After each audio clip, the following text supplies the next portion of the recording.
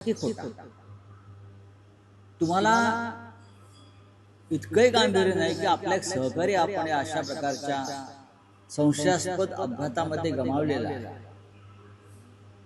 रोहित पवार यांनी काल marine drive police station मध्ये जाऊन व्हीएसआर कंपनी आणि DGC director general of civil aviation यांच्या विरुद्ध सदोष मनुष्यवधाची तक्रार घ्यावी अशी मागणी केली आणि ती मागणी फेटाळण्यात आली। राज्याच्या उपमुख्यमंत्र्यांसंदर्भात त्यांचा जवळचा नातेवाईक एक तक्रार करू इच्छितो पोलीस स्टेशनला आणि पोलीस स्टेशनला विधान भवनातून एका महत्त्वाच्या माणसाचा फोन येतो की तक्रार घेऊ नका।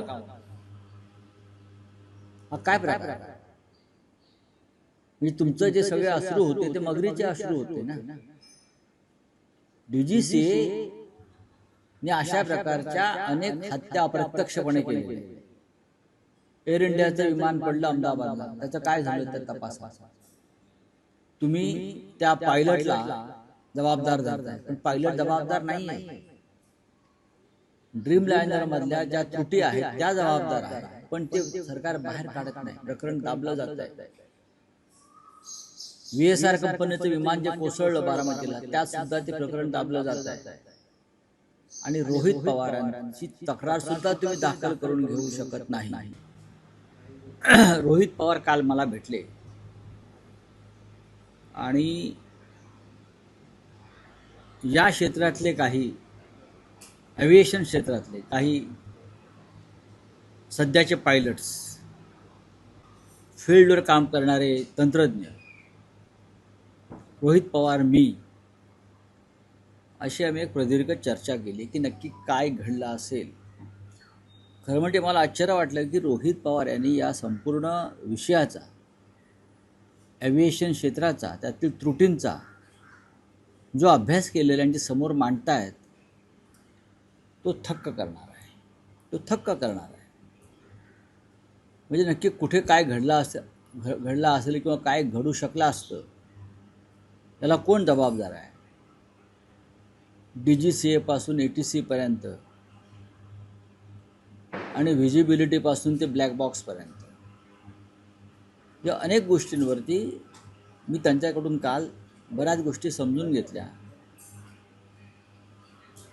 प्रश्न इतकाच आहे, महाराष्ट्राचं सरकार, राज्याचे उपमुख्यमंत्री आणि महाराष्ट्रातले एक महत्त्वाचे नेते, लोकप्रिय नेते अजित पवार यांचा अपघात, ज्याला सरकार अपघात म्हणतंय, आम्ही म्हणत नाही, आम्ही सदोष मनुष्यवध म्हणतो, इतकं हलक्यात घेत आहे की आम्हाला आश्चर्य वाटतं आहे की जो आक्रोश मुख्यमंत्री, दुसरे उपमुख्यमंत्री वगैरे लोकांना फुटला किंवा अमित शहाना जो आक्रोश फुटला होता त्या दिवशी, तो खरा की खोटा? तुम्हाला इतकंही गांभीर्य नाही की आपला एक सहकारी आपण अशा प्रकारच्या संशयास्पद अपघातामध्ये गमावलेला आहे। रोहित पवार यांनी काल मरीन ड्राईव्ह पोलीस स्टेशनमध्ये जाऊन व्हीएसआर कंपनी आणि DGC director general of civil aviation यांच्या विरुद्ध सदोष मनुष्यवधाची तक्रार घ्यावी अशी मागणी केली आणि ती मागणी फेटाळण्यात आली।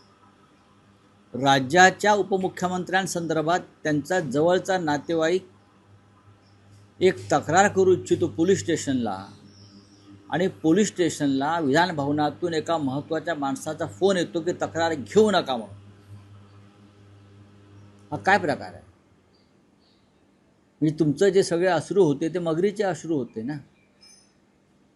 डीजीसी ने अशा प्रकारच्या अनेक हत्या अप्रत्यक्षपणे केलेल्या आहे। एअर इंडियाचं विमान पडलं अहमदाबादला, त्याचं काय झालं त्या तपासाचं। तुम्ही त्या पायलटला जबाबदार धरताय, पण पायलट जबाबदार नाही आहे।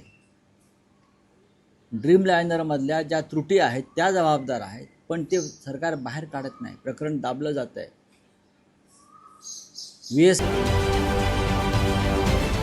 महाराष्ट्रातील सर्व बातम्यांचे विश्वासार्ह व्यासपीठ, सकाळच्या सर्व सोशल मीडिया प्लॅटफॉर्मला लाईक, फॉलो आणि सबस्क्राईब करा। तसंच सर्व नोटिफिकेशनसाठी बेल आयकॉन प्रेस करायला विसरू नका.